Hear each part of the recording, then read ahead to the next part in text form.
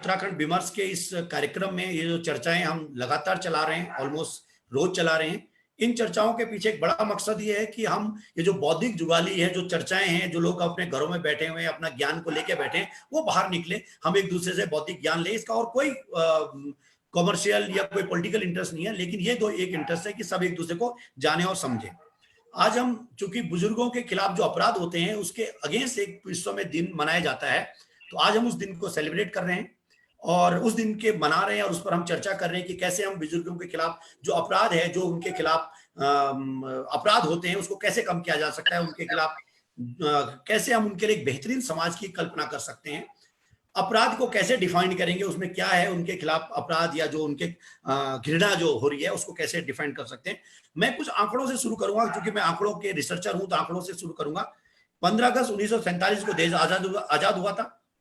1951 में जब पहली जनगणना हुई थी, उस वक्त भारत की में जो एवरेज एज थी वो 32 वर्ष थी और 18% लोग साक्षर थे।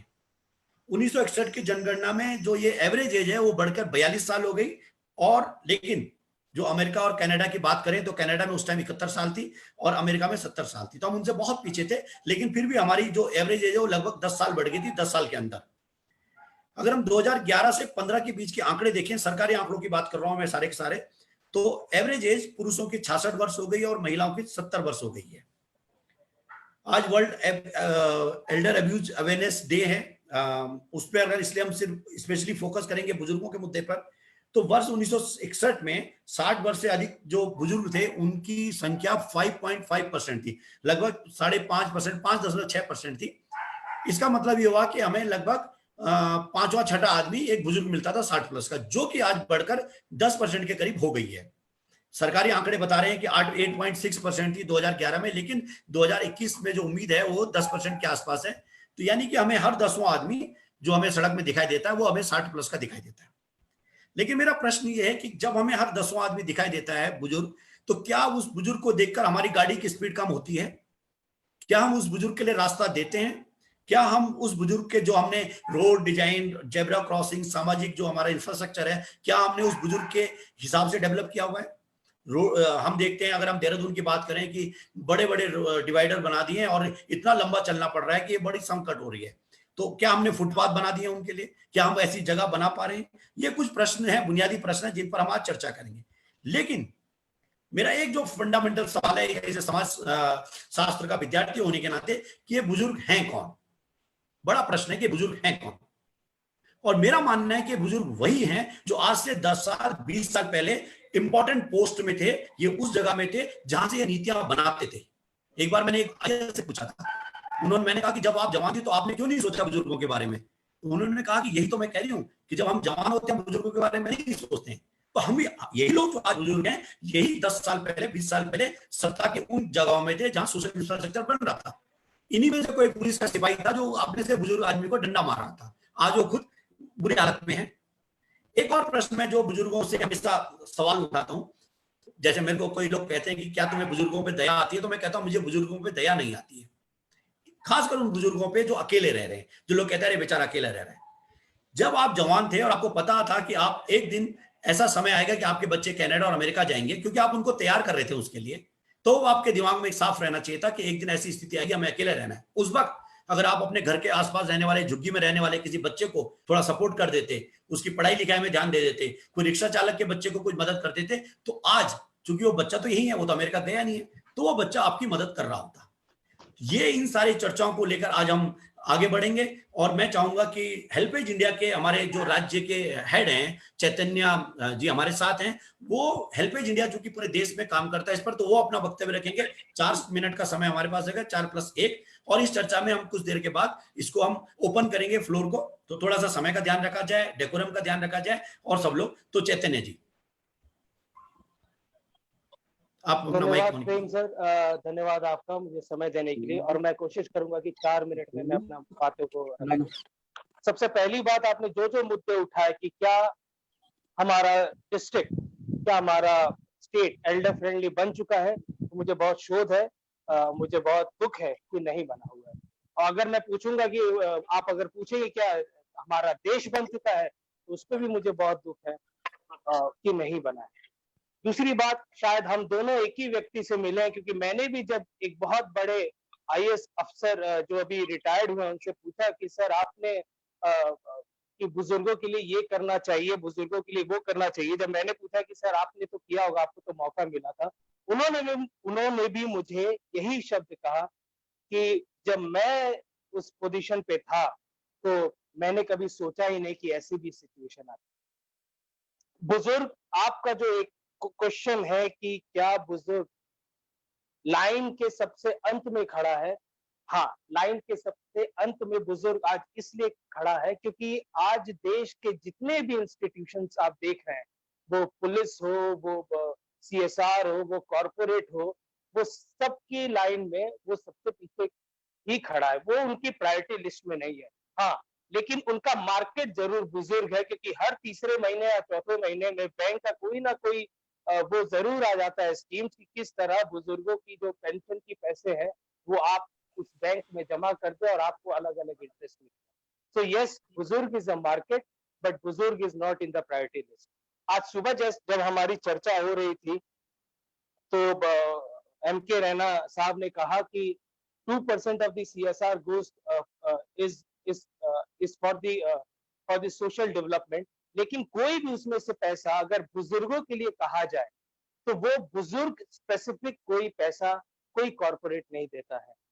हमारा गवर्नमेंट की उसकी बात की जाए डिफरेंट पॉलिसीज की, तो सन 2000 में पॉलिसी फॉर ओल्डर पर्सन आया था जो आज तक नहीं हुआ।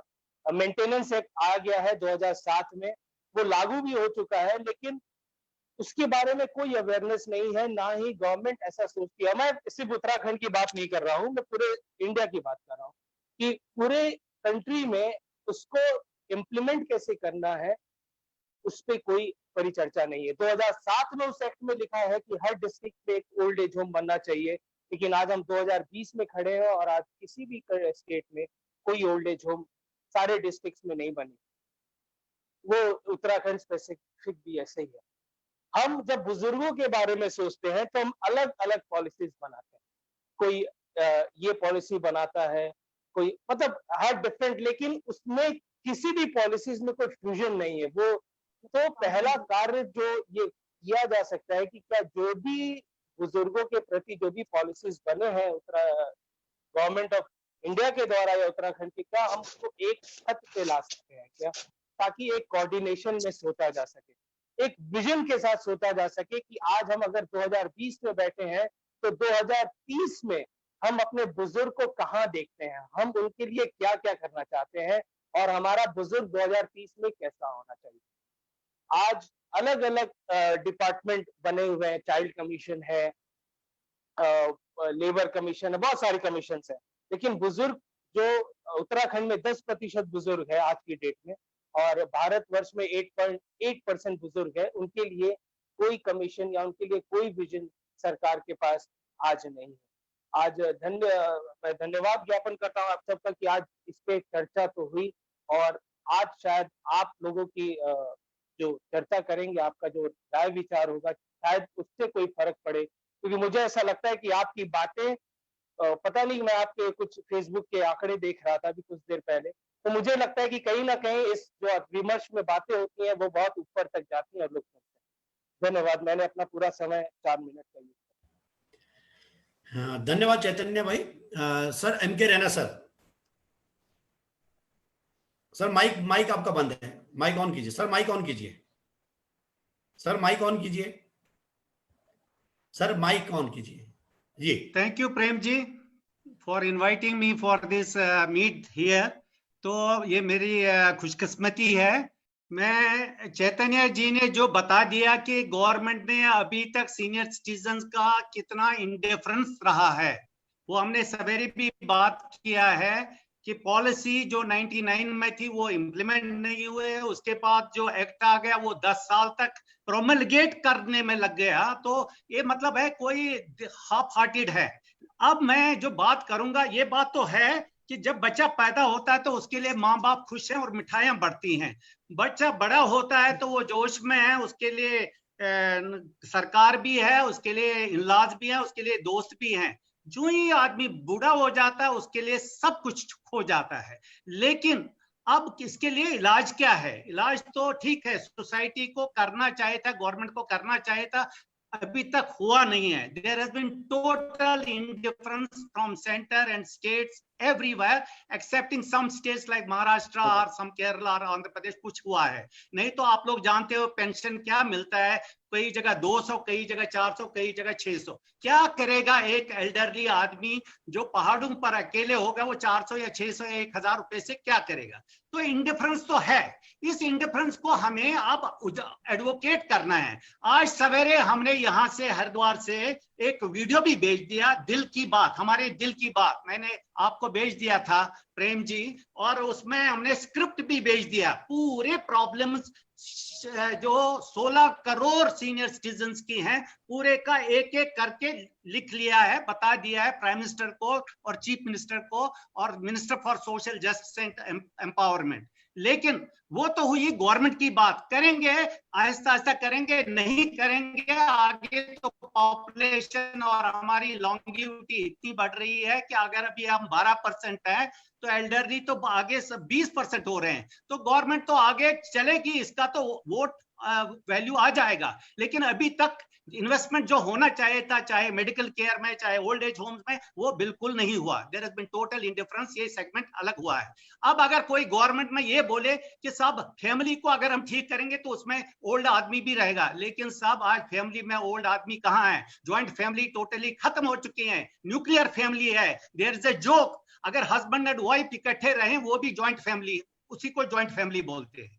Anyway, now what we should be doing, we have also some responsibilities। अगर मैं अपने आप को बोलता हूं कि मैं ओल्ड हूं लेकिन प्रोडक्टिव हूं, तो हमें भी कुछ करना चाहिए। एक बड़ी बीमारी है, उसको बोलते हैं आइसोलेशन, अकेलापन।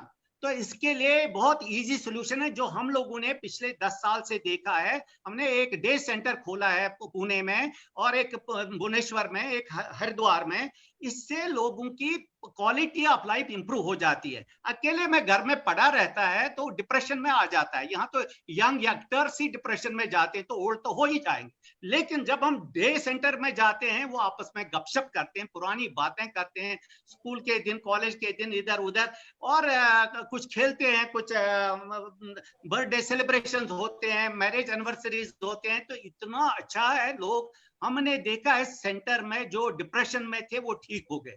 तो मैं आप सब लोगों से अपील कर रहा हूं कि अपनी जगह जहां जहां सीनियर सिटीजन क्लस्टर्स हैं, हम तो अब्यूज की बात कर रहे हैं, लेकिन abuse, physical abuse, mental abuse, ये तो कुछ स्कैटर्ड केसेस हैं, ये तो चलते आए हैं, रहेंगे। लेकिन जनरल में हम अपना कल्याण खुद कर सकते हैं।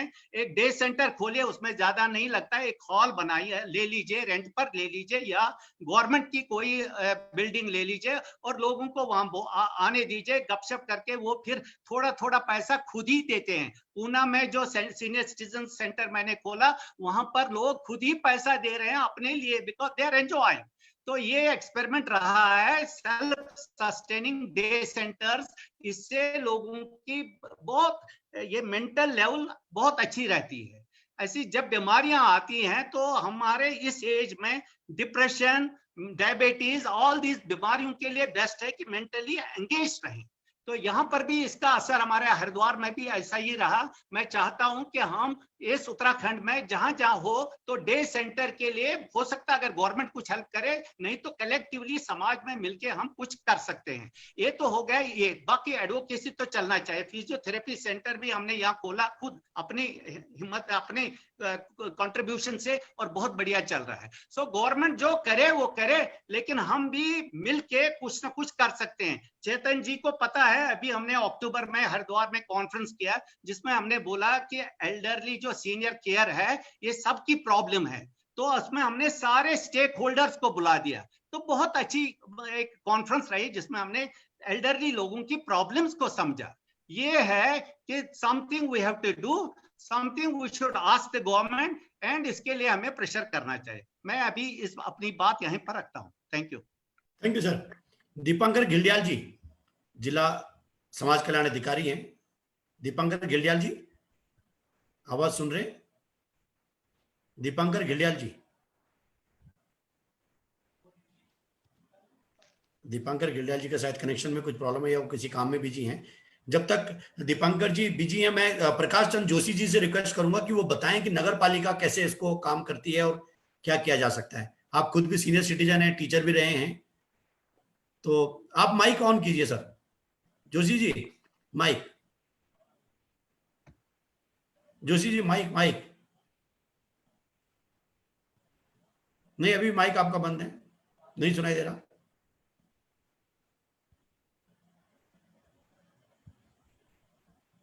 दीपांकर गिल्डियाल जी,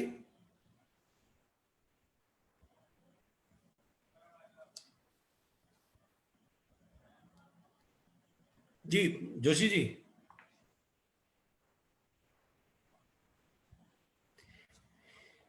तब तक जुयाल जी आप अपना अनुभव बताइए। एज ए सीनियर सिटीजन आप सामाजिक कार्यकर्ता के तौर पे हैं। बीपी जुयाल जी, विजय जुयाल जी, आप माइक ऑन कीजिए। आप भी, रोहित माइक आपकी तरफ से बंद तो नहीं है? नहीं, मेरी तरफ से नहीं है।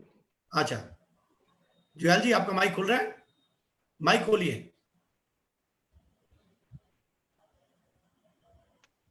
खुला हुआ है सर। जुयाल जी नहीं, वैसे तो सुनने के लिए ही बैठा हूँ। आप नमस्कार। अपने पहले सीनियर सिटीजन बता मैंने दीजिए। जैसे अभी तक ऐसे मैंने कहा अपने अनुभव बता दीजिए सीनियर सिटीजन के तौर पे, और आप सामाजिक कार्यकर्ता हैं, आप तो जानते ही हैं।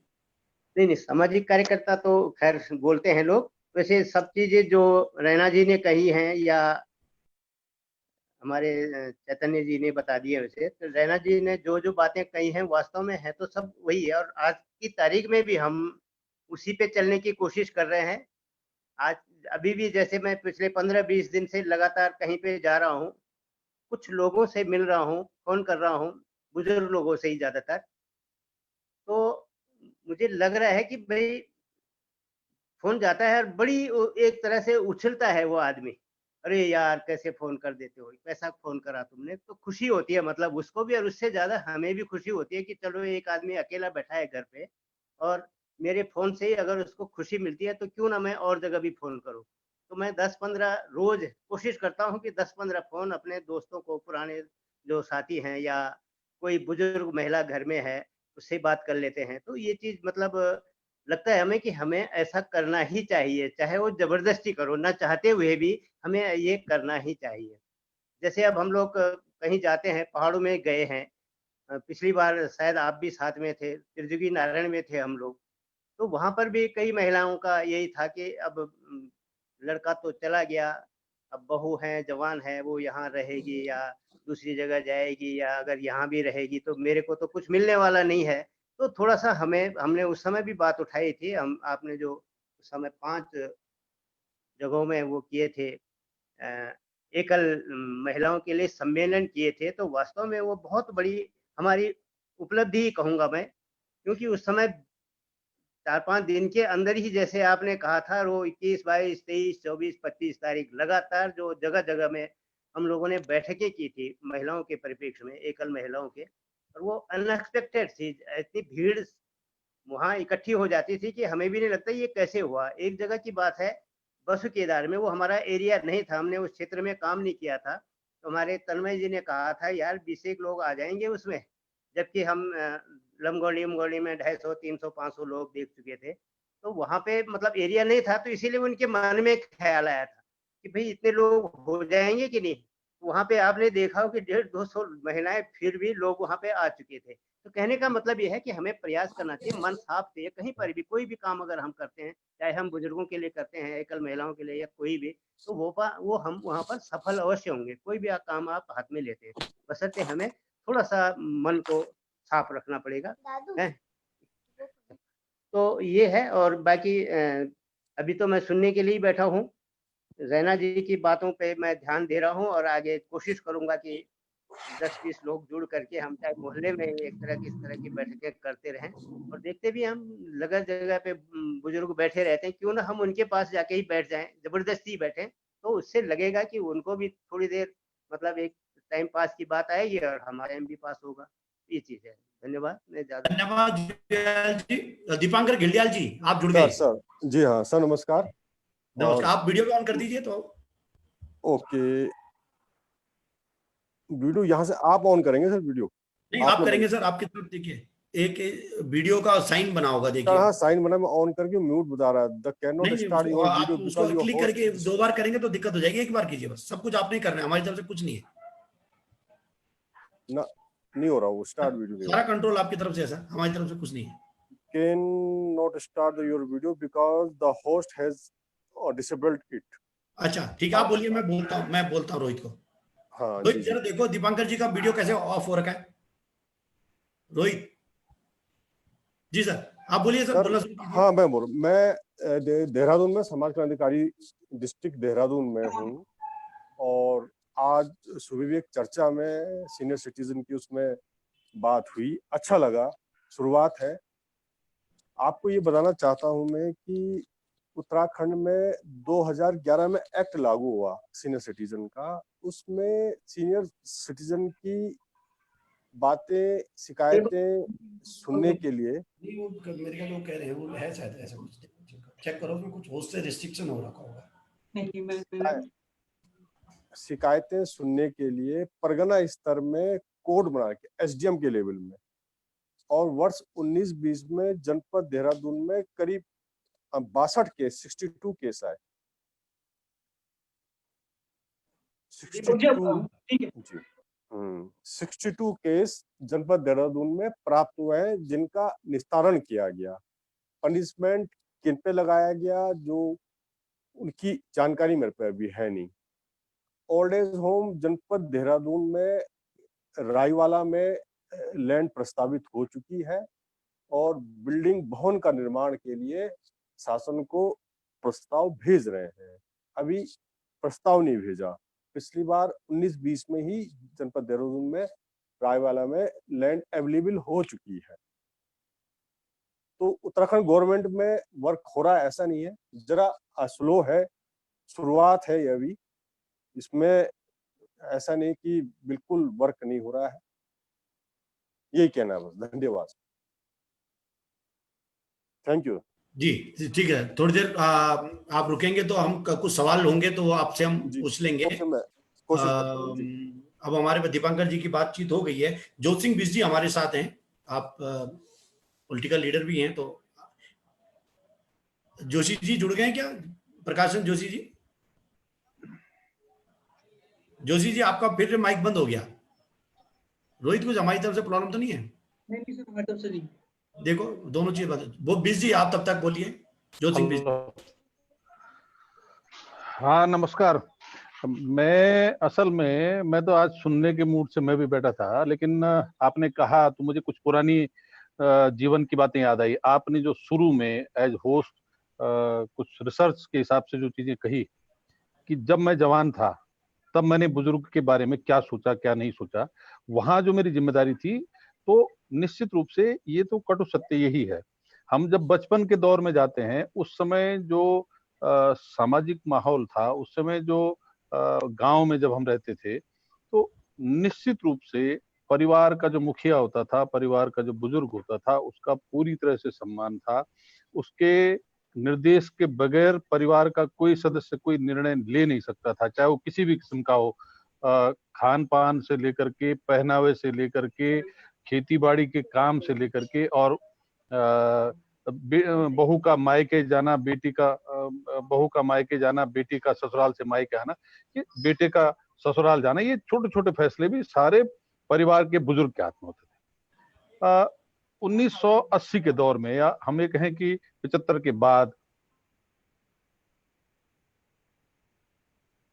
एक जगह रख देते थे तो उसको लोग समाचार भी सुनते थे, गाने भी सुनते थे, और अपना काम भी करते रहते थे। एक जगह बैठने की जरूरत नहीं होती थी, क्योंकि उसको सुनना था, देखना नहीं था। वहां से दौर बदलना शुरू हुआ, इंफॉर्मेशन टेक्नोलॉजी, उसके साथ ये जो टेलीविजन का जो दौर आया, और उसके बाद ये मोबाइल का दौर आया। तो इस 80 के बाद 20 साल पिछले उसके शताब्दी के और 20 साल इस शताब्दी, इन 40 सालों में जो बदलाव आए, जो सवाल आज आपने ये खड़ा किया कि साहब बुजुर्गों के सामने जो परेशानियां हैं उन पर हम चर्चा करें, उन पर बात करें, तो ये सवाल इन 40 सालों में बड़ी तेजी से उभरे हैं। बुजुर्गों के सामने समस्या, जो हमने इस भौतिकवादी युग में आगे बढ़ने की जो ललक आई कि मुझे इसको अच्छी शिक्षा देनी है, मुझे इसको अच्छे जॉब पर पहुंचाना है, तब वो चाहे अपने घर से दूर, कितनी दूर जाना पड़े, विदेशों में 7 समुंदर पार जाना पड़े, तो उस समय मैंने अपने बारे में नहीं सोचा। मैंने इस भौतिकवादी दौड़ में मेरे परिवार में जो बुजुर्ग है, मैंने उसकी चिंता छोड़ दी, बुजुर्ग ने भी अपनी चिंता छोड़ दी। तो मैं ये कह सकता हूँ कि जिन बुजुर्गों के बारे में हम बात कर रहे हैं, मैं भी अपने आप में 65 प्लस हूँ, तो मैं भी आज अपने बारे में नहीं सोच रहा हूँ। मैं भी यही सोच रहा हूँ कि मेरा बेटे तरक्की करे, परिवार तरक्की करे। तो इस दौर में हम बेरोजगार की नौकरी की बात चिंता कर रहे हैं, दूसरे मुद्दों पर चिंता कर रहे हैं, जीवन का जो अनुभव है उससे लोगों को लाभ पहुंचे उस पर चिंता कर रहे हैं और उसमें अपनी चिंता भूल जा रहे हैं। और खासकर जो अभी रैना साहब कह रहे थे कि हमने जिस ढंग के डे सेंटर बनाए हैं, उनमें उन बुजुर्गों को बुला करके उनकी दिक्कतें दूर करने का काम करते हैं। ये जो रैना साहब के यहाँ आ रहे होंगे, जो मैं समझ पाया हूँ या मुझे जो समझ आ रहा है वो ये है कि ये वो बुजुर्ग हैं जो पढ़े लिखे हैं, जो संसाधन युक्त हैं और जो अपने परिवार से अकेले हो गए, ये उनके लिए। लेकिन कुछ ऐसे बुजुर्ग भी हैं जो परिवार के साथ हैं, जिनके सामने समस्या ये है कि परिवार में जब वो बुजुर्ग हुए उसके बाद उनका जो पहले वो कमाते थे, आज वो नहीं कमा सकते हैं, तो परिवार के सदस्यों ने उनको इग्नोर करना शुरू कर दिया, उनको उनके साथ व्यवहार बदल दिया। उनको कैसे देखा जाएगा? एक सवाल ये आया। अभी जिला समाज कल्याण अधिकारी बैठे थे, उन्होंने जो कहा कि हमारे 2-3 तो ये 11 में एक कानून बनना, 19 में उस पर कुछ और आगे बढ़ना, लेकिन कहीं लगता है कि उसमें कुछ है? सरकार के लेवल पे क्या होना चाहिए? मैं रैना साहब के इस काम की तारीफ करता हूँ कि उन्होंने एक तरीका निकाला कि कुछ नहीं से कुछ सही वाली बात जो ये शुरुआत की, उसके लिए तो मैं उनको बधाई देना चाहता हूँ। और उसके साथ उन लोगों के बारे में हम लोग कैसे सोच सकते हैं, जो लोग परिवार के अंदर प्रताड़ित हैं। एक तो वर्ग वो है।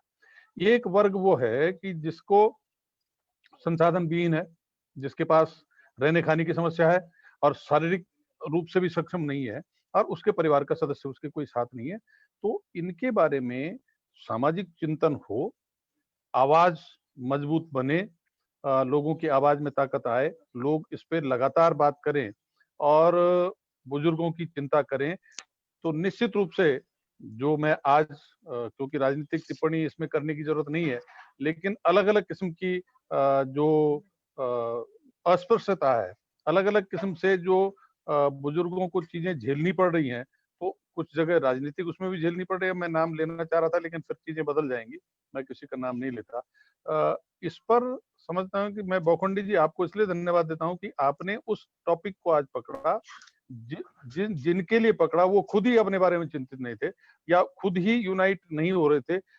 रैना साहब या दीपंकर साहब जैसे कुछ लोग उनके बारे में चिंता कर रहे थे, तो ये अच्छी बात है। लेकिन सरकार के लेवल पे बुजुर्गों के लिए अभी बहुत ज्यादा काम नहीं। वो नौजवानों के रोजगार की बात करती है, दूसरे समस्याओं की बात करती है, हम राजनीतिक दलों के लोग भी वही करते हैं और बुजुर्गों को सबने छोड़ रखा और बुजुर्गों ने खुद अपने को छोड़ रखा है। तो इसलिए इस समस्या पर आपने बात करी, इसको आगे बढ़ाने के लिए कुछ ठोस रणनीति हमको बनानी चाहिए।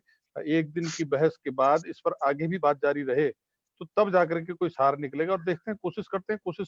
कोशिशें ही हमेशा कामयाब होती हैं। तो मैं अपनी बात यहीं पर पूरी करता हूँ। जोशी जी आ गए हैं, प्रकाश चंद्र जोशी जी। नमस्कार जोशी जी, मेरी आवाज आ रही? हाँ नमस्कार सर, नमस्कार। कैसे हैं? ठीक है? तो बढ़िया बढ़िया बढ़िया। तो आवाज आ रही है? मैं अब बोखंडी जी मेरी आपको आवाज आ रही है? और कर रहा हूँ। जोशी सिंह जी, जी धन्यवाद धन्यवाद मेरी आवाज जोशी आ जी। रही है? आ रही आपकी आवाज आ रही है जोशी जी, आपकी आवाज आ रही है। मैं ये कहना चाह रहा अब हूँ, आप पहले बोलिए। तो आपका धन्यवाद। इस महत्वपूर्ण विषय पर आपने संवाद आज विमर्श जो है कार्यक्रम किया है, इसके लिए आप बधाई के पात्र हैं। ये सामाजिक समस्या इतनी ज्यादा विकट होती जा रही है कि इसका निदान निकालना बहुत जरूरी है। हेलो जी हेलो, बोलिए बोलिए, सुन रहे हैं। हाँ, मेरा अपना ये मानना है कि नियम कानून अपनी जगह पर काम करते हैं, लेकिन जो सामाजिक ह्रास हो रहा है, सामाजिक विचारों का ह्रास हो रहा है, वो एक सबसे बड़ी बात है। और इसके लिए मेरा अपना सुझाव है कि शिक्षा के क्षेत्र में काम करने की बहुत सख्त जरूरत है। उसमें ऐसे विषय लगाए जाते थे जिससे नैतिक बल लोगों को मिलता था। लोग परिवार में एक दूसरे का ध्यान रखते थे, बड़े का बुजुर्ग का हमेशा ध्यान रखते थे। लेकिन आज वो चीजें सब गिरती जा रही हैं। हमारे यहाँ मैं कहना चाहता हूँ, संस्कृत का एक नीति वचन भी है कि अभिवादनशीलस्य नित्यं वृद्धोपसेविनः चत्वारि वर्धन्ते तस्य आयु विद्या यशो बलम। अर्थात इसका कहने का मतलब है कि अपने बुजुर्गों का हमेशा अभिवादन करना चाहिए, उनका ध्यान रखना चाहिए, जिससे आयु विद्या यश और कीर्ति में वृद्धि होती है। लेकिन अब ये चीजें धीरे धीरे पाठ्यक्रम से हट गई हैं और धीरे धीरे लोग जो है आज आधुनिक संसार के वातावरण में आ गए हैं। तो इस तरह शिक्षा के क्षेत्र से एक सामाजिक सौहार्द का वातावरण बनाने की बहुत सख्त आवश्यकता है। जैसा कि अभी हमारे पूर्व वक्ताओं ने, पूर्व के लोगों ने अभी बातचीत की है, कई बुजुर्ग ऐसे हैं जो अकेले रह रहे हैं। ये आज की समस्या बढ़ती जा रही है। उनके बच्चे जो हैं वो भी उनका ध्यान नहीं रख रहे। तो इसमें बहुत जरूरी है। आपने मुझसे पूछा कि नगर पालिका के स्तर से यहाँ पर क्या हो रहा है, तो हमारे यहाँ पर एक डे केयर सेंटर है जिसमें हर शनिवार को लोग बैठते हैं, बातचीत करते हैं, अपनी समस्याओं को उठाते हैं। तो उस पर काफी चीजें आगे बढ़ी हुई हैं।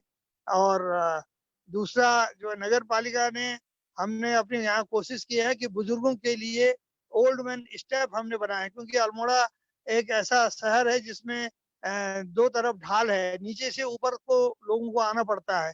तो बुजुर्गों की हेलो हेलो हेलो हेलो हाँ बोलिए, सुनाई दे रहा है। बुजुर्गों की सुविधा के लिए हमने ओल्ड मैन स्टेप बनाए हैं। और हॉस्पिटल में भी हमने कोशिश की है कि बुजुर्गों के लिए अलग से व्यवस्था हो, उनके देखने की व्यवस्था हो। तो इस प्रकार जो भी संभव है हम लोग यहाँ पर कर रहे हैं।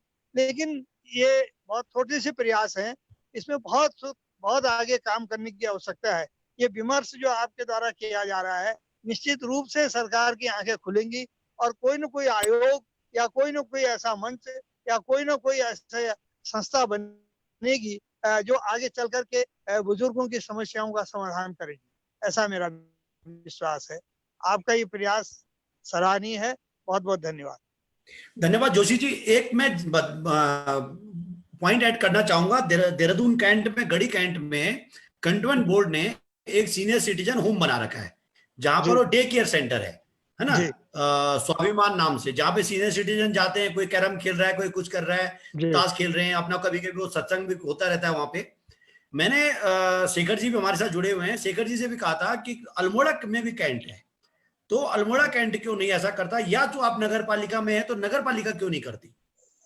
हाँ, अभी इस दिशा में प्रयास करने की आवश्यकता है और हम लोग कोशिश करेंगे कि ऐसा कोई सेंटर बन जाए जिसमें रोज लोग आए और बैठें और बातचीत करें, अपनी समस्याओं के बारे में बात करें। और जैसा कि अभी रैना जी या किसी सज्जन ने बताया था कि एक ऐसा सेंटर स्थापित उन्होंने किया है कई जगहों पर, जहां पर बुजुर्ग लोग आकर के बातचीत करते हैं, कोई गेम खेलते हैं, कोई हंसी मजाक करते हैं, या कोई अपने विदेश उनकी बातें करते हैं, या और कोई ऐसे फंक्शंस करते रहते हैं। तो ये अच्छी बात है। ऐसे बुजुर्ग जो एकाकी जीवन व्यतीत कर रहे हैं उनके लिए बहुत अच्छा है कि कम से कम उनको उनका मनोरंजन भी होता है और उनको कोई किसी प्रकार का टेंशन भी नहीं होता है। यह आपका सुझाव अल्मोड़ा के लिए जो है, हम लोग इस पर मिलकर के बातचीत करेंगे। धन्यवाद।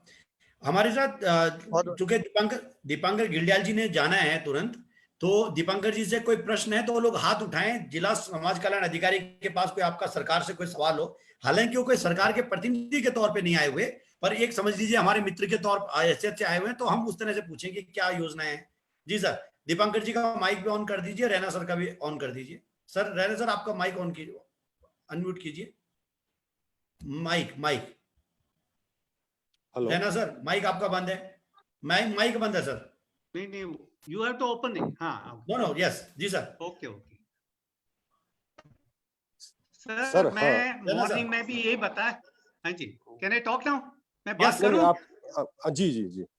सर मैं मॉर्निंग में भी मेरा सबमिशन रहा है, अगर सीनियर सिटीजन के लिए कुछ करना है इस देश में, इस प्रदेश में, तो इसके लिए एक अलग सी मिनिस्ट्री हो जो चीफ मिनिस्टर के सीएमओ ऑफिस के अंडर में काम करे।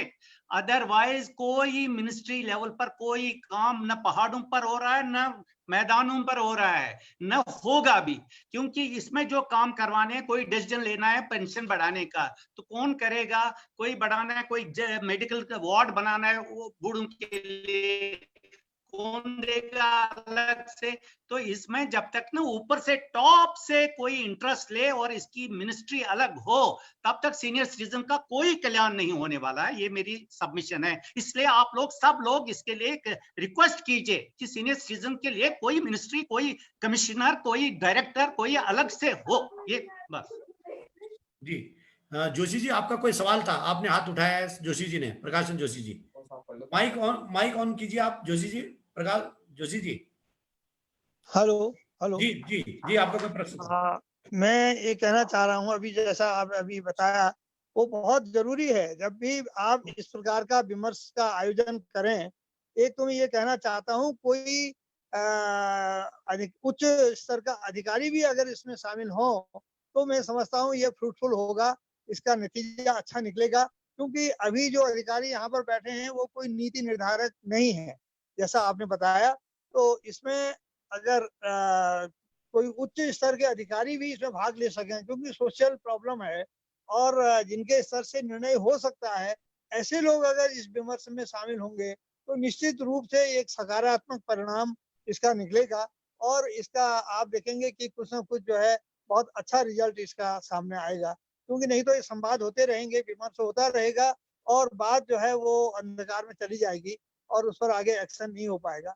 इसलिए मेरा अनुरोध है कि जब भी ऐसे संवाद आप करें, ऐसा विमर्श आप आयोजन करें, निश्चित रूप से उसमें कोई ना कोई अधिकारी, उच्च स्तर का अधिकारी जो कम से कम जनता की बात को आगे ले जा सके और उस पर उसे क्रियान्वित कर सके, ऐसा प्रयास हो सके तो बहुत अच्छा है। निश्चित रूप से कोई ना कोई संस्था ऐसी बननी चाहिए, कोई ना कोई मंडल स्तर पर या जिले स्तर पर ही कोई ना कोई अधिकारी ऐसे होने चाहिए जो ऐसे सीनियर सिटीजन्स की प्रॉब्लम्स को सॉल्व करने के लिए जिम्मेदार हों। जी बिश जी, आप कुछ बोलना चाह रहे हैं? बिश जी आप माइक ऑन कीजिए। जोत सिंह बिश जी, जी माइक अनम्यूट कीजिए, माइक आपका बंद है। हाँ हो गया जी। Host is not allowing participant to unmute themselves. हाँ नहीं कर रहे हैं, आपको बोल जी। मैं ये कहना चाह रहा था, मुझे अभी बातचीत करते जो समझ आया, हम एक तो सामाजिक संस्थाएं कुछ काम कर रही हैं, एक हम सरकार को बता रहे हैं कि साहब सरकार को करना चाहिए।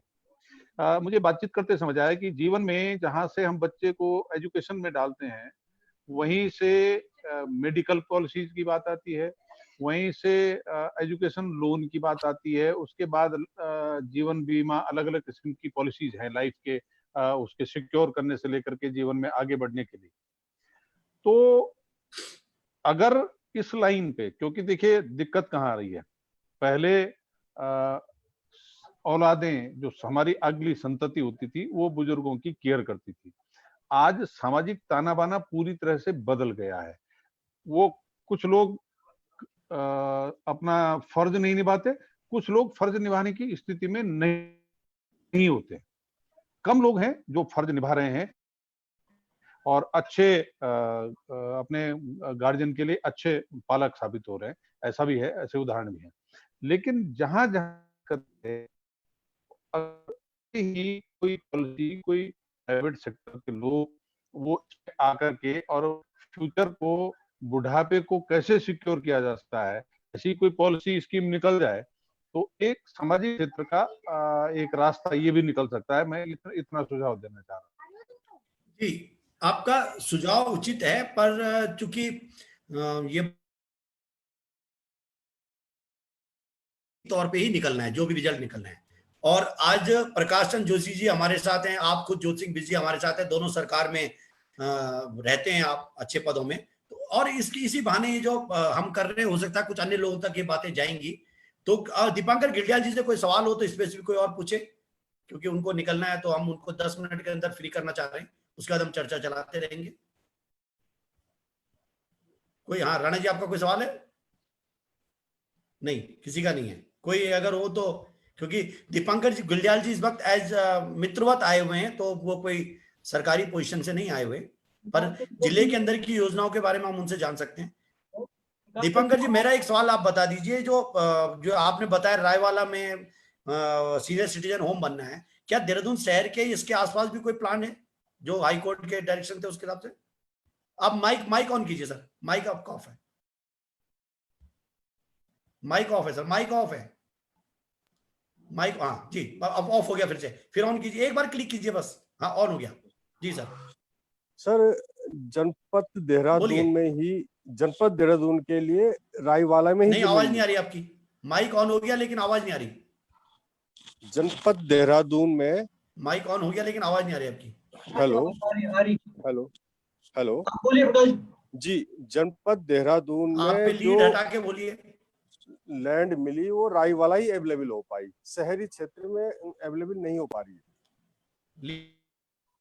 यस, रायवाला में लैंड अवेलेबल हो चुकी है, बिल्डिंग का प्रपोजल बन रहा है देहरादून में आजकल, और बाउंड्री वॉल का प्रपोजल शासन को भेजा जा चुका है।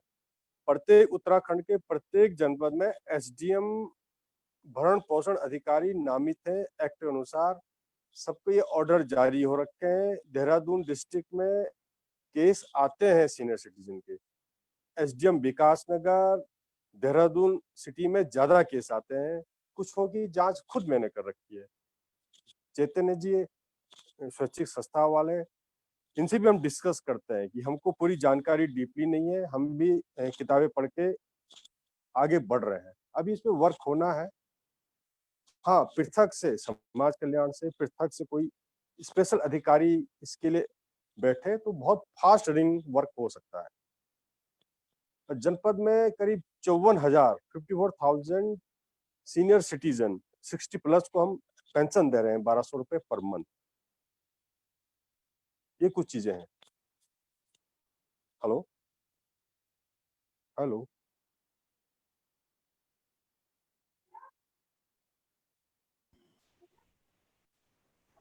सबको अनम्यूट कर दो जी, अभी आने लग गए सब लोग। हाँ गुलजाल जी, आपकी आवाज नहीं आ रही, जोर से बोल देंगे, जोर से। फिर दोबारा बोलूं पूरी बात की? जी मैं सुन नहीं पाया, मेरा कनेक्शन गड़बड़ हो गया था। ओके सर, नहीं, लैंड रायवाला ही मिल पाई, अवेलेबल हो पाई, शहर देहरादून में नहीं मिल पा रही है। बाउंड्री वॉल का प्रस्ताव शासन को भेजा जा चुका है, बिल्डिंग का एस्टिमेट बन रहा है आजकल, विद इन 15 डेज 1 मंथ शासन को चला जाएगा। उत्तराखंड के प्रत्येक एसडीएम एक्ट के अंतर्गत भरण पोषण अधिकारी नामित है, कोर्ट की पावर है उनके पास। और जनपद में मैं जानता नहीं, देहरादून जनपद में प्रत्येक एसडीएम पे वर्क होता है। करीब यहाँ 19-20 में लास्ट ईयर 62 केस रजिस्टर्ड हुए हैं, कुछों की जांच खुद मैंने कर रखी है। इसमें पृथक से अधिकारी नामित होना बहुत जरूरी है कि वर्क फास्ट चले। सोशल वेलफेयर पे अपना पहले से बहुत वर्क है, स्टाफ धीरे धीरे कम होते जा रहा है, तो फास्ट करने के लिए कोई नामित अधिकारी हो तो अच्छे ढंग से रोज इसको देख के फास्ट चलेगा।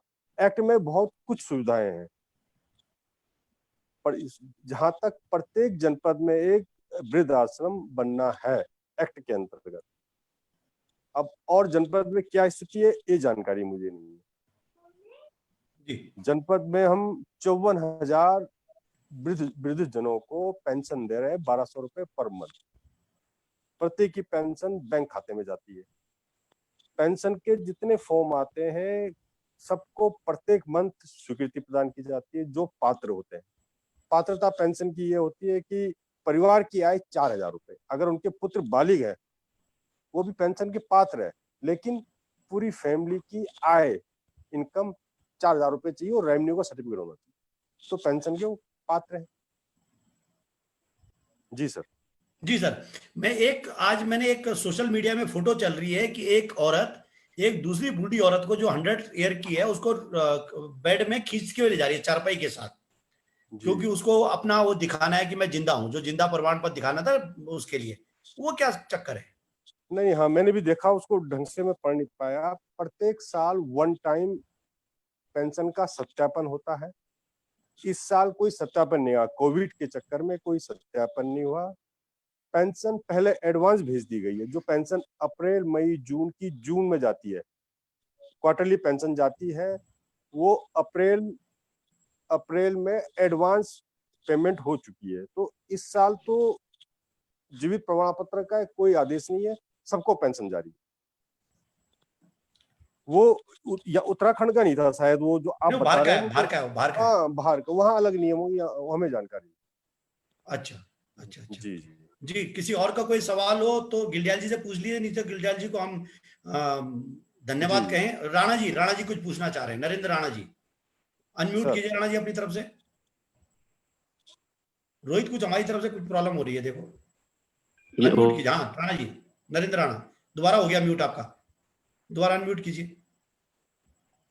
नरेंद्र, आपका दोबारा अनम्यूट। हाँ जी जी जी जी जी जी मेरा सवाल ये था कि पिछली बार जो सरकार थी माननीय हरीश रावत जी की, उसमें वृद्ध महिला पोषण योजना आरंभ की गई थी। आ रही मेरी आवाज? हाँ आ रही। उसमें क्या था? वृद्ध महिला पोषण योजना थी। वीडियो बंद कीजिए राणा जी, वीडियो बंद कीजिए।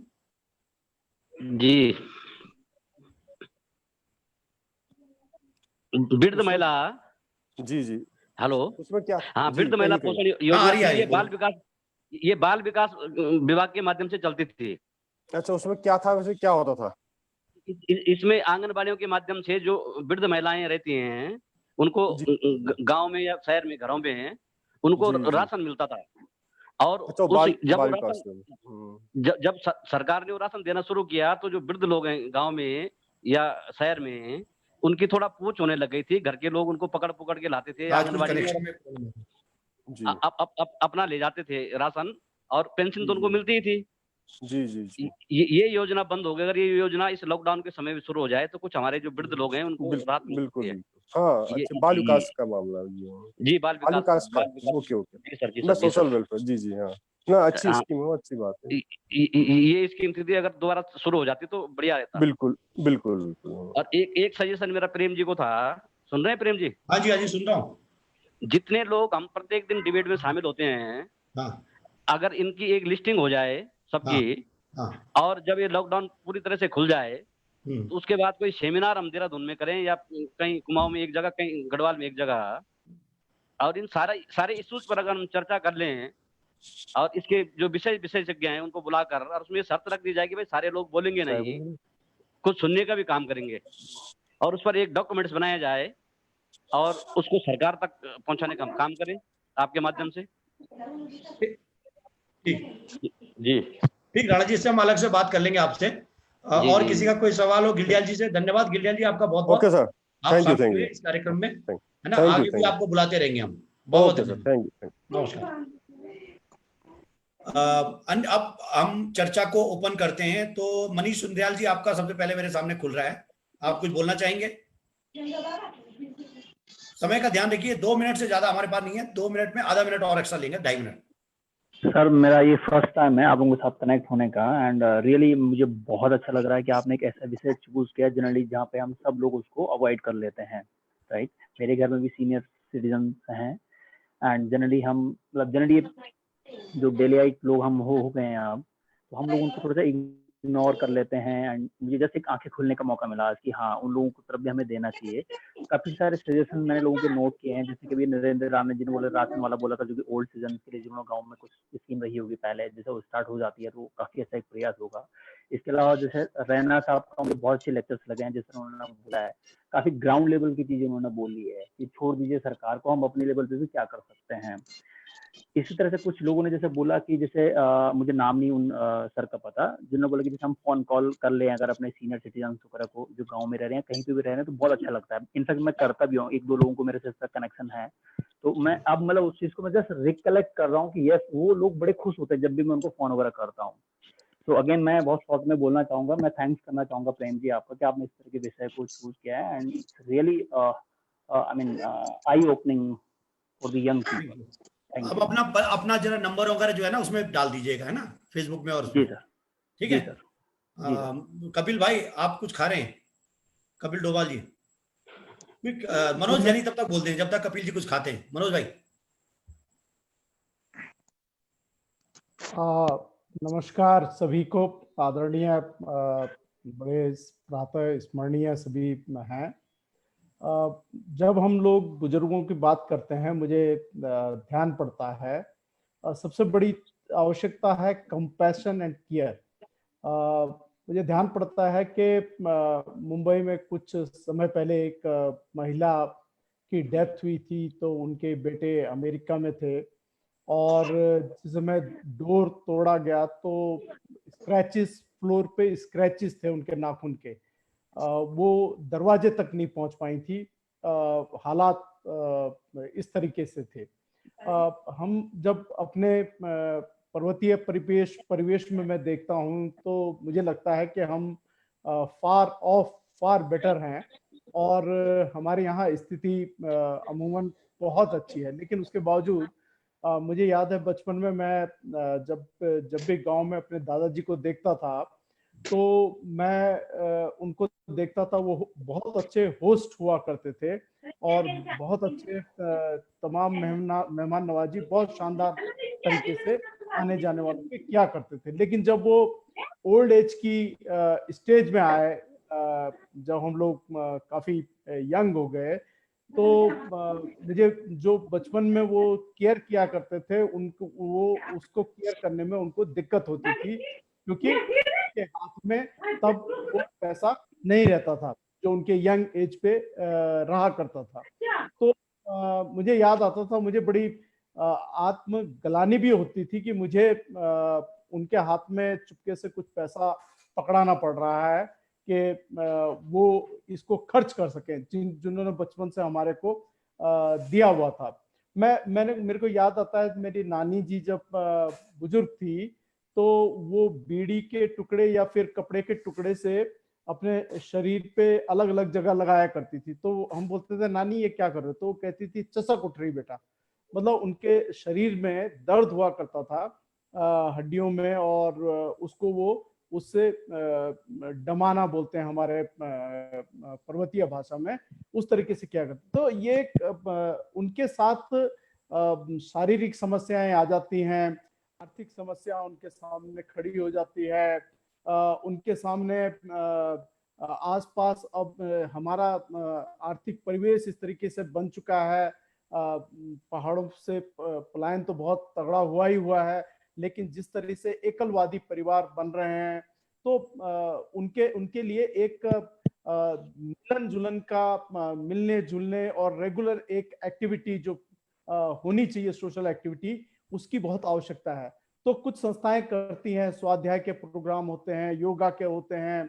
मैं मॉर्निंग वॉक में जाता हूँ, देखता हूँ कुछ बड़े लर्नेड ओल्ड एज सिटीजन्स जो हैं वो जाते हैं, लॉफ्टर थेरेपी की तहत बहुत अच्छी तरीके से ठहाके मारते हैं और अपने को इकट्ठा रखकर। में गड़बड़ हो गई आपके मनोज भाई। हेलो, मुझे लग रहा है कि बारिश का मौसम हो रहा है शायद। हेलो, आ रही है मेरी आवाज क्या मनोज जी? हेलो, आ रही है मेरी आवाज क्या? मनोज जी आपकी आवाज आ रही है। वीडियो लोग अपना बंद कर दें तो जब ठीक रहे हैं। सर आ रही, प्रॉपर आ रही है। ठीक है, ठीक, बोलिए। तो जो मिलने जुलने और वो एक्टिविटीज है उसको कैसे जनरेट किया जाए, दैट इज इम्पोर्टेंट। उनके हाथ में अभी आदरणीय समाज कल्याण के अधिकारी बता रहे थे कि 4,000 की जिस घर की आय है वहां हम पेंशन लगा देते हैं। मेरे को लगता है अनजस्टिफाइड है। इसमें सिर्फ बुजुर्ग के स्टेटस को देखा जाना चाहिए, फैमिली स्टेटस को नहीं देखा जाना चाहिए, उसके हाथ में पैसा जाना चाहिए और उसके लिए योग साधना के केंद्र होने चाहिए, उसके लिए पार्किंग गैलीज होनी चाहिए। हमारे यहाँ तो सड़कें भी हैं तो उसमें फुटपाथ नहीं है, साइकिलिस्ट और उनके लिए जगह नहीं है। तो मतलब डर लगता है कि अगर किसी बुजुर्ग को कह दे कि हाँ भाई सड़क में चले जाए, तो डर लगता है कि कहीं कोई टक्कर ना मार दे, कोई गाड़ी वाड़ी टक्कर ना मार दे, जिस तरीके से रैश ड्राइविंग वगैरह। तो उनके लिए एक अलग तरीके की वॉकिंग एलीज होनी चाहिए, कुछ इस तरीके के सिस्टम्स होने चाहिए कि जो केयर सिस्टम है वो हमारा सिस्टम जो है उनको अलग तरीके, जिस समय वो यंग रहते हैं वो कंट्रीब्यूट करते हैं सोसाइटी को, समाज को देते हैं। इनकम टैक्स पे करते हैं। तो जिस समय वो ओल्ड एज है, सिस्टम को उनको रिटर्न करना चाहिए। जिस समय उन्होंने अर्न किया, उन्होंने सोसाइटी को दिया, तो जिस समय आज उनको जरूरत है, तो it is the time to return that thing. Thank you Manoj भाई, करे इस थैंक यू। धन्यवाद जी धन्यवाद। मैं एक चीज बता दूं कि पर्वतीय क्षेत्र में कोई ऐसे बुजुर्गों की हालत बहुत अच्छी नहीं है। पोखड़ा ब्लॉक के अंदर 53 सिंगल जो लोग रहते हैं, विशेषकर महिलाएं हैं, जो बहुत बुरी स्थिति में है। 53, ये मैं आपको आरटीआई से निकाले हुए डाटा की बात कर रहा हूँ। दूसरी बात, सुबह लीलाधर जगुड़ी जी ने एक बहुत अच्छी बात बोली कि पहाड़ के अंदर अगर चश्मा भी ठीक करवाना हो, आंख चेक कराने तो दूर की बात है, तो उसके लिए भी दुकान नहीं है। तो लोग अपनी डंडी को जोड़ जोड़ के चिपका के गुजारा चला रहे हैं। गिल्डियाल जी ने हाथ उठाया है, पूरा नाम उनका पता नहीं चला। वेरी गुड थिंकिंग गिल्डियाल जी। गिल्डियाल जी 2 मिनट प्लस आधा मिनट, इससे ज्यादा नहीं है। नमस्कार जी, संजीव गिल्डियाल मेरा नाम है। जी सर, संजीव गिल्डियाल मेरा नाम है। और है पूरा नाम नहीं लिखा आपका? संजीव गिल्डियाल जी। संजीव जी, जी सर। हाँ, मेरा ये, मैं एक इंफॉर्मेशन आपको देना चाहता हूँ कि नेपाल सरकार, जो कि मात्र 10 से 15 साल पहले आई थिंक वो सामंतवाद से बाहर आए हैं, राजा को उन्होंने बाहर किया है, वहां पर 4000 रुपए प्रति माह प्रति वृद्ध को दिया जा रहा है। 4000 रुपए प्रति माह प्रति वृद्ध को दिया जा रहा है, विदाउट कोई शर्त के कि उसकी आर्थिक स्थिति क्या है या उसका वो कैसे जी रहा है। मतलब पति पत्नी है तो 8000 रुपए दिया जा रहा है। तो नेपाल जैसी अर्थव्यवस्था जब 8000 रुपए 4000 रुपए प्रति माह प्रति वृद्ध को दे सकती है, तो भारत सरकार क्यों नहीं ऐसा कर रही है? क्योंकि जब पैसा उसके पास जाएगा तभी वो उसकी कोई वो बनती है, अहमियत बनती है। बिल्कुल बिल्कुल। इस समाज में किसी बंदे की अहमियत तब होती है उसकी जेब में पैसा होता है। और नेपाल जैसा देश 4000 रुपए प्रति माह दे रहा है, ये मेरी जानकारी है। यदि पति पत्नी है तो उनको 8000 रुपए दे रहा है। बस ये मैं आपको इंफॉर्मेशन देना चाहता हूँ। प्रेम जी, मैं कुछ कहना चाहता हूँ। मैं चैतन्य बोल रहा हूँ। हेलो। हाँ जी चैतन्य जी बोलिए, प्लीज बोलिए। हाँ, मैं ये बोल रहा था कि ध्यानी जी की बातों का और जो गिल्डियाल जी बोल रहे हैं, मैं इसके साथ पूरा मैं इनका समर्थन करता हूँ। रीजन ये है कि जो पेंशन की स्थिति है उसमें एक्सक्लूजन फैक्टर इतना ज्यादा है कि आज उत्तराखंड के परिप्रेक्ष्य में लगभग 9 लाख बुजुर्ग हैं और हम लोग 4.5 लाख बुजुर्ग को, मतलब 50% बुजुर्ग को ही कवर कर रहे हैं पेंशन से। मैं ये बात मानता हूँ कि उत्तराखंड में 1200 रुपया पेंशन दिया जा रहा है और अभी 3 महीने पहले 200 रुपया और बढ़ा है, लेकिन एक्सक्लूजन फैक्टर की वजह से बहुत सारे बुजुर्गों को पेंशन नहीं मिल रहा। और एक्सक्लूजन फैक्टर क्या है? परिवार में अगर 2 बुजुर्ग है तो उसमें से एक को मिलेगा, पहला चीज। दूसरा, अगर आपका बेटा 20 साल का है, 18 साल का है और वो एपीएल है, तब आपको पेंशन नहीं मिलेगा। और कॉन्ट्रेरी बात ये है कि जो अब्यूज करने वाला व्यक्ति है वो तो खुद उसका बेटा या बहू है, तो आप एक बेटे के भरोसे पे एक बुजुर्ग को कैसे छोड़ सकते हैं कि आपका बेटा चूंकि एपीएल में आता है तो हम आपको पेंशन नहीं दें। तो ये कुछ चीजें हैं और ये पूरे देश भर में अलग अलग स्टेट में ऐसी बहुत सारी नियम है जिसमें एक्सक्लूजन फैक्टर की वजह से बहुत सारे बुजुर्ग कवर नहीं हो पाते। जी धन्यवाद चेतन जी। संदीप जी कुछ, संदीप भटनागर जी कुछ कहना चाह रहे थे। सर आप अपना माइक अनम्यूट कीजिए।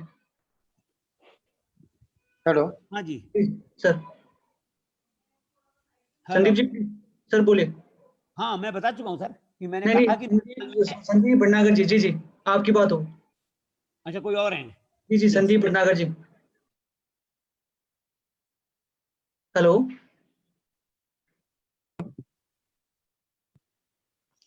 हेलो। हाँ जी संदीप जी प्लीज बोलिए। सर बोलिए प्लीज। हाँ, मैं ये कह रहा था, मैं इसमें 2 चीजें जोड़ना चाहूंगा। सब जनों को सुना मैंने और बहुत सारी अच्छी चीजें भी सुनी और जो परेशानियां बुजुर्ग लोग झेल रहे हैं वो भी सुनी। 2 चीजें हैं। एक तो जो हमारी सड़कें हैं, जो हमारे गवर्नमेंट इंस्टीट्यूशन हैं आज की तारीख में उत्तराखंड में, वो बिल्कुल भी एजेड फ्रेंडली नहीं है। व्हील चेयर ले जाना या इस टाइप की जो फैसिलिटीज हैं वो मतलब न के बराबर है। मैंने तो कहीं आज तक देखी नहीं है। तो इन व्हील चेयर से मेरा मतलब सिर्फ व्हील चेयर से नहीं है, लेकिन उस टाइप की जितनी भी फ्रेंडली रोड्स होनी चाहिए उन सब पे कहीं भी ये चीजें नहीं है। दूसरा हमने नैनीताल डिस्ट्रिक्ट भवाड़ी में हमने एक व्हाट्सएप ग्रुप बनाया है सिर्फ बुजुर्गों का, और उसमें 60+ के लोग हैं सारे उस रीजन के, और तकरीबन 60 से ऊपर उसमें लोग जुड़े हुए हैं।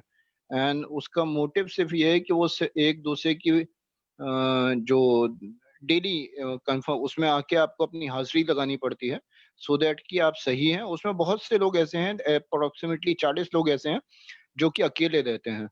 तो ये इस टाइप की चीजें करी जा सकती हैं। रैना जी ने बहुत अच्छी बातें कही, और मैं भी उन चीजों को अप्रिशिएट करता हूँ कि ऐसे सेंटर लोगों को आपस में मिलकर डेवलप करने चाहिए।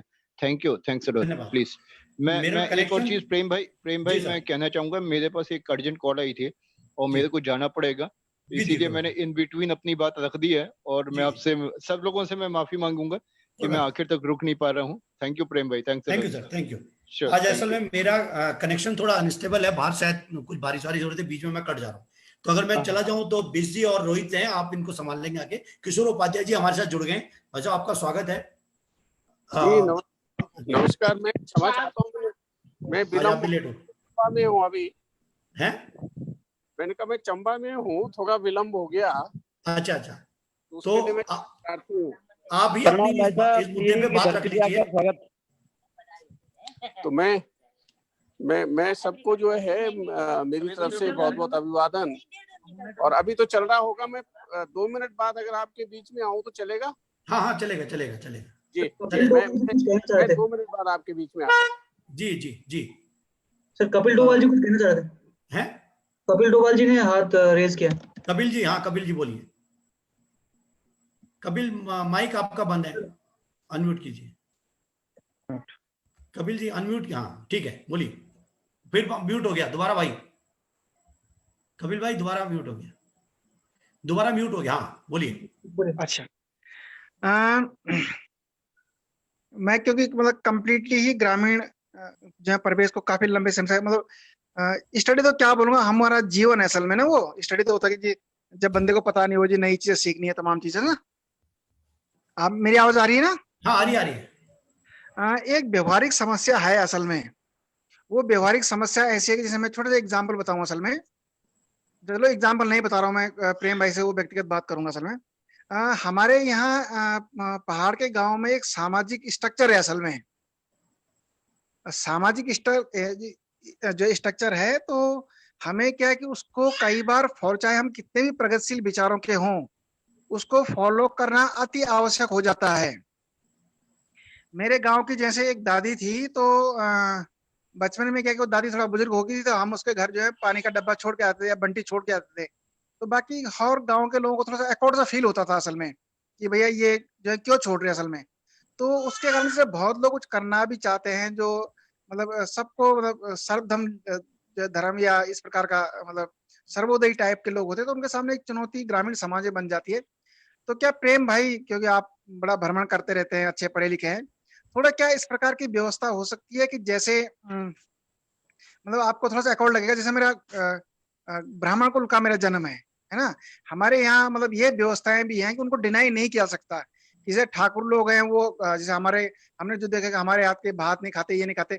अगर इस प्रकार की जैसे कि हम जैसे छोटा कहीं पे इस प्रकार व्यवस्था करना चाहे अपने गांव या कहीं पे, कि जैसे जो लोग असहाय हैं उनके लिए जैसे वृद्धाश्रम वगैरह वगैरह खोलने का इस प्रकार का, तो क्या उसमें हमें अलग अलग स्ट्रक्चर मतलब खोल सकते हैं, या मतलब उसको समाज अप्रूवल देगा, या जैसे सभी जाति के लोग क्योंकि इकट्ठे तो नहीं आएंगे, तो एक व्यवहारिक समस्या है। तो भले क्या कि लंबा सब्जेक्ट है, इस पे किस दिन चर्चा या जैसे भी होगा, लेकिन ये एक मेरी वो थी कि जानने की किस प्रकार हो सकता है। तो आप इसको नॉलेज में रखना, बाकी बातें तो इसमें बाद में करेंगे। मैं इसमें बता दूं कि जुयाल जी हैं इसमें जुड़े हुए हमारे साथ। हमने ये काम जो है गुप्तकाशी के आसपास सोचा था, प्लान किया था, और एक दिन हमारी एक जन सुनवाई में एक सज्जन ने बोल दिया कि अगर आप कुछ महिला को बोल दिया कि अगर आपको दिक्कत है तो आपके लिए वृद्धावस्था आश्रम बना देते हैं। पहाड़ों में वृद्धावस्था आश्रम जाना पाप के समान है। तो पहली बात तो ये, हमने पोखड़ा के अंदर जो 53 महिलाओं की लिस्ट निकाली थी, जो 53 फैमिली ऐसे लोग थे जो अकेले रह रहे हैं, हमको था कि गांव में ही हम कुछ व्यवस्था ऐसे कर लेंगे कि कोई गांव की ही कोई विधवा जवान जो महिला है वो या उसके बच्चे इन महिलाओं को देख लेंगे और उनको हम बेसिक 400-500 रुपए दे देंगे। लेकिन अफसोस की बात कि रैना सर इसका आप जवाब देंगे, इस बात को समझाएंगे ढंग से, हमको इसके लिए फंड नहीं मिला। हमने पूरी कोशिश करी कई लोगों से कि कोई मिनिमम इतना पैसा दे दे कि हमने कोई किसी गांव, उसी गांव की किसी दूसरी लेडी को कह दें कि वो उसका काम दो ही हो, वो सुबह देख के आ जाए कि वो बुढ़िया जिंदा है, उसके घर में खाने वाने नाश्ता वास्ता है, और रात को फिर देख के आ जाए वो ठीक ठाक है भाई, उसके घर में तो लालटेन जली हुई है, खाने का खाना है, उसको बुखार तो नहीं आ रखा, और पानी वानी की व्यवस्था है। लेकिन अफसोस हुआ कि इसके लिए हमारे को धन नहीं मिला। Raina sir mic. सर अब इसका सलूशन है, लेकिन सीनियर सिटीजन को भी ऑर्गेनाइज होना है।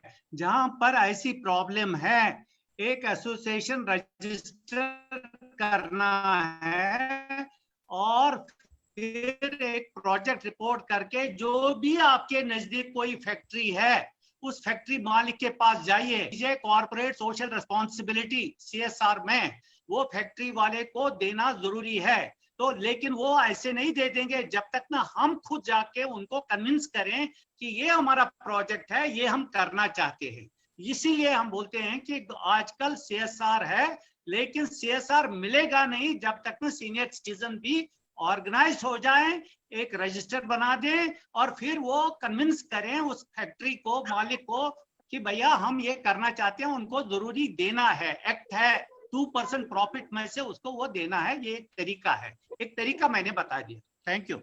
जी सर, अब मैं इस पे आपको जवाब दो बातें बताऊं। हमारे पहाड़ की समस्या ये है कि हमारे आसपास कोई फैक्ट्री है नहीं। हमारे आसपास अगर आसपास देखा जाए तो THDC एक ऐसा है जिसके पास CSR फंड है।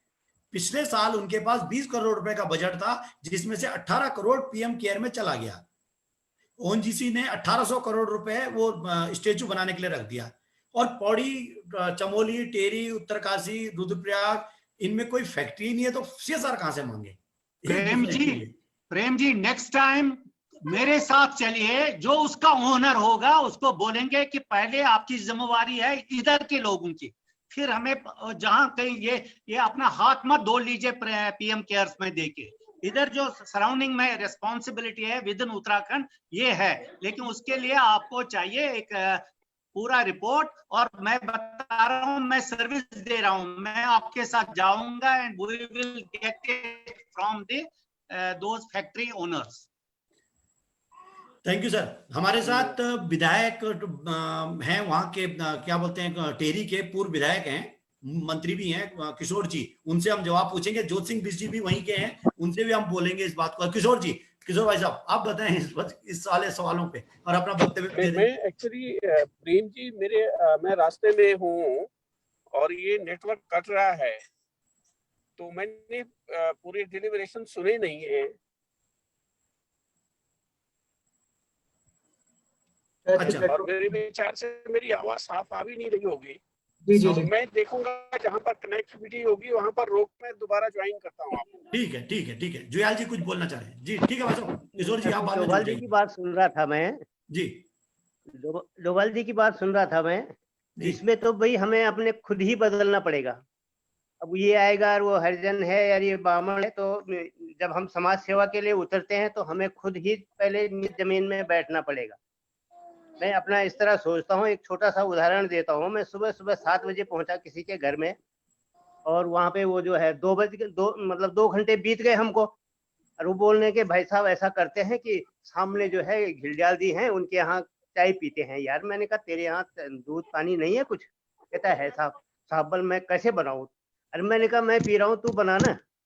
तो ये चीज होती है, हमें खुद बदलना पड़ेगा, तो तभी तो उसकी भी हिम्मत होगी आगे बढ़ने की। जी। तो हमने चाय पी, मतलब कहने का ये ना, तो ऐसा नहीं है जी। ये चीजें जो है, जब तक हम सोच लेकर इस तरह की सोच लेके चलेंगे तो हम कोई समाज सेवा की बात सोच ही नहीं सकते ना सोचना। संजीव गिल्डियाल जी, आपने हाथ उठाया। संजीव गिल्डियाल जी। हाँ जी, नमस्कार। मैं एक बात जो मैंने पहले उठाई थी, हमको सबसे ज्यादा तो एक तो हमारा जो विश्लेषण है वो एकांगी है। जो पूरी दुनिया चल रही है, वो जो बाजार व्यवस्था चल रही है, और जिस तरीके से हर व्यक्ति को पैसे की दौड़ में लगा दिया और सेल्फिश सोसाइटी बनाई है हमने, इस पूरी अर्थव्यवस्था जैसे दौड़ाई जा रही है, उसमें 90 के बाद विशेष तौर से एक सेल्फिश सोसाइटी हम बना रहे हैं। इस सेल्फिश सोसाइटी से कैसे उम्मीद करें कि वो बूढ़ों की देखभाल करेगी? और मैं देख रहा हूं, मैं बातें सुन भी रहा हूं, और मैंने जब बात बोली कि भाई एक नेपाल जैसा सरकार है जो आपके बहुत बाद में, आई थिंक 10 साल भी हुए कि नहीं हुए उनको, कि वो एक राजा के चंगुल से बाहर आए हैं, और वो 4,000 रुपए महीना दे रहे हैं एक वृद्ध को, लेकिन हम डिमांड भी नहीं कर पा रहे हैं। हम 1,200 रुपए की बात कर रहे हैं, वो 4,000 रुपए दे रहे हैं एक वृद्ध को, वहां 2 वृद्ध को 8,000 रुपए मिल रहे हैं, और हम डिमांड भी नहीं कर पा रहे, हम बोल भी नहीं रहे। उल्टा हम कह रहे हैं कि हम लोग अपने लेवल से करेंगे, तो ये बात पॉसिबल नहीं है। अपने लेवल से केवल वही लोग कर सकते हैं जो रईस हैं, जो अमीर हैं, और उनको जरूरत भी नहीं है किसी की जो बेसिक जिम्मेवारी सरकार की है। आप कह रहे हैं कि बेसिक जिम्मेवारी सरकार की है। उन्होंने कंट्रीब्यूट लिया है हमसे। जब वो जवान थे, उन्होंने कहीं, यदि वो मजदूर भी थे तो उन्होंने सड़क बनाई थी। बिल्कुल बिल्कुल। कोई मजदूर भी था तो उसने सड़क बनाई थी, उसने गड्ढा खोदा था, उसने इस देश के लिए काम किया था। आज वो सरकार जो टाटा बिरला को, जो अडानी को हजारों करोड़ माफ कर सकती है, वो 4,000 रुपए नहीं दे सकती, और हम डिमांड भी नहीं कर रहे हैं। तो दरअसल हम केवल ये एक एकांगी तरीके से यदि समस्या को देखेंगे तो सिर्फ देखते रह जाएंगे। समाधान तो नहीं है ये। समाधान तो इस सरकार के खिलाफ लड़ाई लड़के करना पड़ेगा, बताना पड़ेगा कि ये हजारों करोड़ का फंड, हजारों करोड़ रुपए का पहले लोन माफ कर रही है, और उस पैसे को बजट से वापस बैंक को दे रही है। मतलब जनता का सबसे बड़ा जो पैसे का हिस्सा जा रहा है वो जीएसटी में जाता है।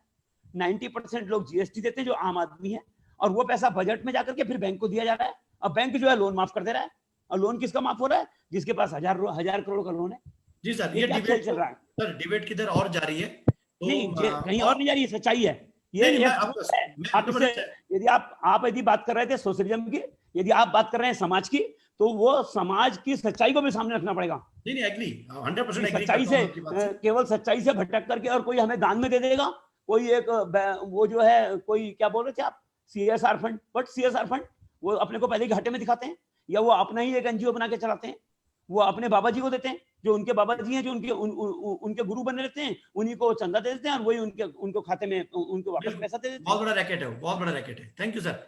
और किसी का कोई प्रश्न हो? डॉक्टर SP सती हमारे साथ जुड़ गए हैं जी। डॉक्टर SP सती हमारे साथ जुड़ रहे हैं मेरे ख्याल से। चैतन्य जी, आपका कुछ, अब हम खत्म की तरफ जा रहे हैं, तो आपका कोई कमेंट? ये घिल्डियाल जी की बात हम समर्थन करते हैं साहब। हाँ, हम भी करते हैं समर्थन। बहुत अच्छा लगा। मेरा यही कमेंट होगा, क्या इस विमर्श के बाद क्या ये विमर्श क्या एक एजेंडा की तरफ बढ़ सकता है कि उत्तराखंड यूनिवर्सल पेंशन की मांग करे, पहली, और दूसरी, क्या पेंशन की अमाउंट और बढ़ानी चाहिए, तीसरी, जो भी एक्सक्लूजन फैक्टर है हमारे पेंशन के नियमों में उत्तराखंड सरकार की, उसको हटाई जाए। क्या ये हम लोग साथ मिलकर एक डिमांड कर सकते हैं? जी, मैं सहमत हूं इस बात से। उम्मीद है कि सारे लोग सहमत हैं। इसको हम आगे बढ़ाएंगे। ठीक है। प्रेम जी, सॉरी मैं बहुत लेट में, मैं आज ही रानी चौरी पहुंचा। कोई बात नहीं सर। तो मैं सुनाई दे रहा है?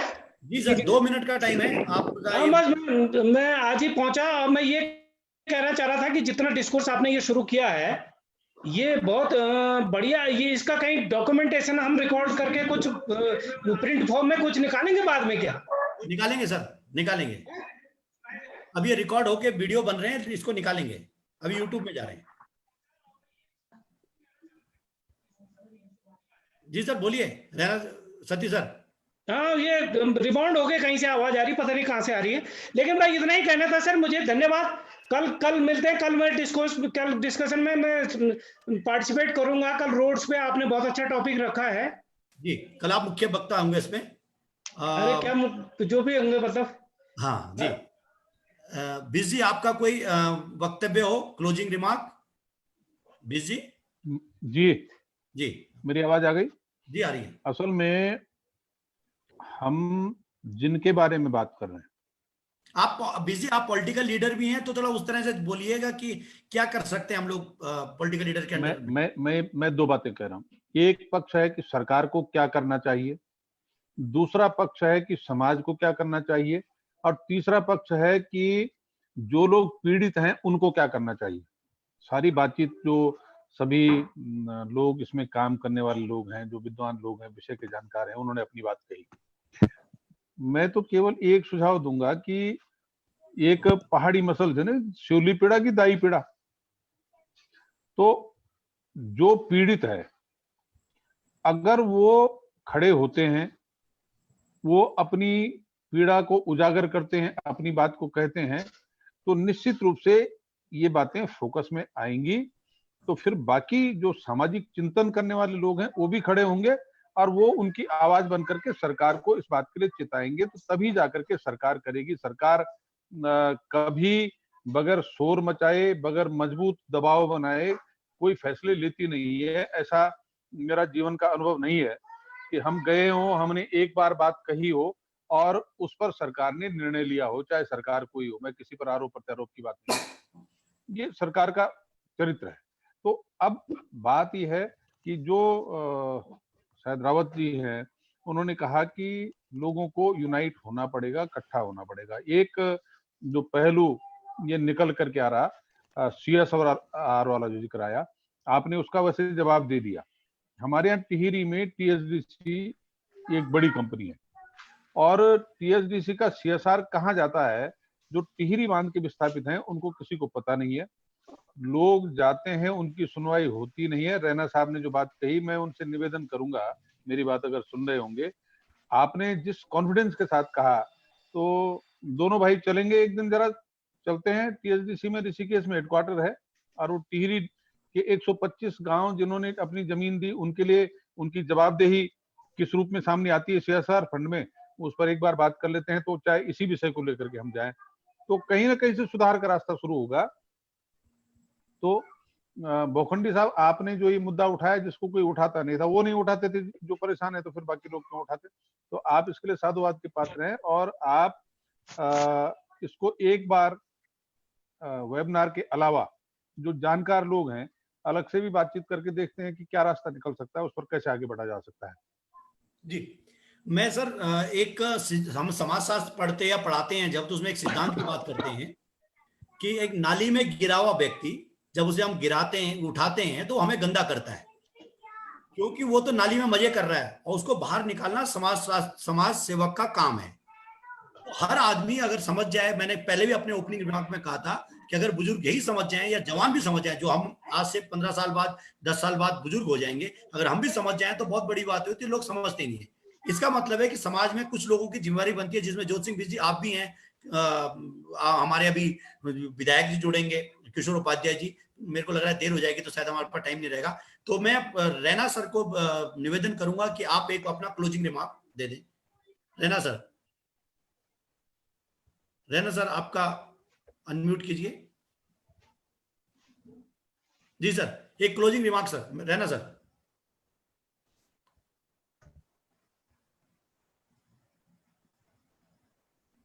Raina sir, closing remark. उनके नेटवर्क का इशू है, शायद वो सुन नहीं पा रहे हैं या उनको आवाज नहीं आ पा रही। रैना सर, आपको आवाज आ रही है? आज नेट में कुछ गड़बड़ है, मेरे यहाँ भी गड़बड़ है। सर बहुकुंडी, आपके अनूप बहुकुंडी जी ने हैंड रेज किया था, कुछ पूछना चाह रहे थे। अनूप, आप कुछ बोलना चाहते हैं? अनूप ने ताली बजाई थी शायद, हैंड रेज किया था। अच्छा, अनूप कुछ बोलना चाह रहे हैं? अनूप, शायद उनके अभी नेटवर्क की अभी तो आज मेरे को लग रहा है सब जगह नेटवर्क की प्रॉब्लम है, मेरा 2 बार कट चुका है। जोशी जी आप बोलिए, अपनी बात को रख दीजिए। जी, मैंने कहा अब क्लोजिंग रिमार्क आपका आ जाए, क्योंकि नेटवर्क की दिक्कत हो रही है। हाँ, मैं चाह रहा था जोशी जी एक बार बोल देते, हमारे साथ जुड़े हैं। प्रकाशन जोशी जी, आप एक बार क्लोजिंग रिमार्क दे दीजिए। जी सर, मैं ये कहना चाह रहा हूँ, अभी हमारे कई प्रतिभागियों ने बहुत अच्छी बात कही, ज्योति सिंह जी ने बहुत अच्छा सुझाव दिया है, रैना जी ने भी बहुत महत्वपूर्ण बातें कही है, लेकिन मैं ये कहना चाहता हूँ कि इसमें सरकार को कोई निश्चित सुझाव हमारी तरफ से दिए जाने चाहिए कि ये काम करिए। जो जैसे ज्योति सिंह जी ने कहा कि सरकार के स्तर से कुछ होना है या समाज के स्तर से कुछ होना है, तो सरकार के स्तर से कुछ ठोस सुझाव दिए जाने चाहिए। मैं ये कहना चाहता हूँ, पिछली बार हरीश रावत जी की सरकार में बुजुर्गों के लिए या सीनियर सिटीजन्स के लिए तीर्थ यात्रा का एक अच्छा प्रोग्राम था, जिसको लोगों ने बहुत सराहा, लेकिन बाद में नई सरकार आई तो उसने उसको बहुत सीमित कर दिया। तो ये एक उदाहरण है, और कोई ऐसा प्रोग्राम या कोई ऐसी योजना नहीं दी गई जिसमें बुजुर्गों के लिए या सीनियर सिटीजन के लिए कोई विशेष प्राविधान किए गए हों। पहाड़ की हालत तो बहुत ही खराब है, आप खुद जानते हैं पहाड़ में क्या स्थिति हो रही है। लोग, बच्चे बाहर हैं और केवल बुजुर्ग मियाँ बीवी जो हैं, बुजुर्ग बुढ़े बुढ़िया, वो वहां रह रहे हैं। तो उनकी देखरेख की कोई व्यवस्था होनी चाहिए। ये सरकार के पास ठोस सुझाव जाना चाहिए। पहले से आपको मालूम है पहाड़ में ये कहा जाता था कि भाई कोई बारात भी जा रही है तो लड़के ही लड़के उसमें जाए नहीं, बल्कि कोई बुजुर्ग को उसमें साथ जरूर ले जाए, ताकि आवश्यकता पड़ने पर बुजुर्ग अपनी राय वहां पर दे सकें। ये एक कहावत हमारे यहाँ पहाड़ में बहुत पुरानी कहावत है। इससे इसका कारण यही है कि भाई बुजुर्गों की जो राय है उसको अगर काम में लाई जाएगी तो निश्चित रूप से उसका अच्छा असर पड़ेगा। पहाड़ में ये समस्या बढ़ती जा रही है। एकाकी जीवन हमारे वरिष्ठ नागरिक वहां पर व्यतीत कर रहे हैं और गांव की अपनी समस्या, जैसे सामाजिक समस्या का भी जिक्र आया, वो समस्या अपनी जगह पर होती है। आज तो ये स्थिति हो गई है कि अगर किसी बुजुर्ग की मौत हो जाए तो गांव में कोई उठाने वाला नहीं है। तो ये ऐसी दिक्कतें आ रही हैं जिसमें इससे बढ़कर और क्या समझ सकते हैं आप, इससे बढ़कर क्या दिक्कत का सामना करना पड़ेगा कि वहां पर कोई शव को उठाने वाला तक नहीं है। जी, ये दिक्कतें आ रही हैं, इसका कोई ना कोई निदान निकलना चाहिए। ये सामाजिक समस्या भी है और सरकार के सामने भी एक प्रश्न चिन्ह है कि वो बुजुर्गों के लिए क्या काम कर रहे हैं, वरिष्ठ नागरिकों के लिए क्या काम कर रहे हैं। कोई ठोस योजनाएं बननी चाहिए, तभी ये समझा जाएगा कि ये कल्याणकारी राज्य है। कल्याणकारी राज्य में बड़ी अपेक्षाएं होती हैं और आपने इस मंच के माध्यम से ये बहुत ही महत्वपूर्ण बिंदु उठाया है। निश्चित रूप से इसका कोई न कोई सकारात्मक परिणाम अवश्य निकलेगा। धन्यवाद जोशी जी। आज इंटरनेट के कनेक्शन की सब जगह प्रॉब्लम हो रही है, तो रैना सर भी लेफ्ट कर गए, उन्होंने कहा कि उनके प्रॉब्लम चल रही है।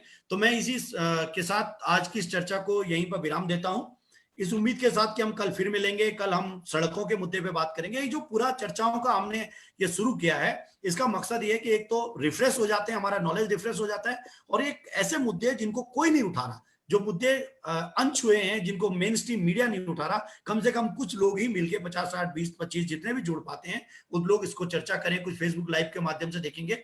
और मेरी आप सब लोगों से रिक्वेस्ट है कि सब लोग फेसबुक यूज करते हैं, अपने अपने उसमें उत्तराखंड विमर्श के पेज से जाकर उसको लाइव कर देंगे, उसको आगे बढ़ा देंगे। कल का जो हमारा विषय रहेगा वो बहुत इंटरेस्टिंग है, उत्तराखंड में होने वाली सड़क दुर्घटनाएं, कारण और निवारण। कल उस पर चर्चा करेंगे। उत्तराखंड के अंदर जिस तरह से सड़कों का जाल बिछा है पर्वतीय क्षेत्र में, जिस वजह से दिक्कतें आ रही हैं, उस पर कल हमारे साथ डॉक्टर एसपी सती रहेंगे और डॉक्टर दिनेश सती रहेंगे और 3-4 लोगों को हमने बुलाया हुआ है। तो बहुत बहुत धन्यवाद आप सबका। जय उत्तराखंड। नमस्कार जी, नमस्कार। नमस्कार।